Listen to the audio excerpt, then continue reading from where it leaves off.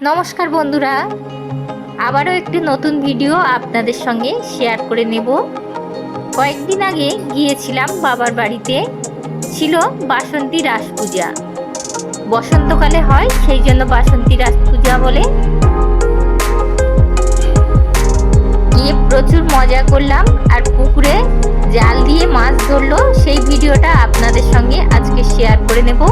দেখুন আপনাদের কেমন লাগে আমাদের কমেন্টে জানাবেন। আর যদি আমাদের ভিডিওটা ভালো লেগে থাকে তাহলে একটা লাইক ও শেয়ার দেবেন। আর অন্য ভিডিওগুলো দেখার জন্যে আপনারা একটা সাবস্ক্রাইব করে রাখবেন, তাহলে আপনাদের ফোনে একটা করে নোটিফিকেশান পৌঁছে যাবে। তাহলে আপনারা দেখতে থাকুন।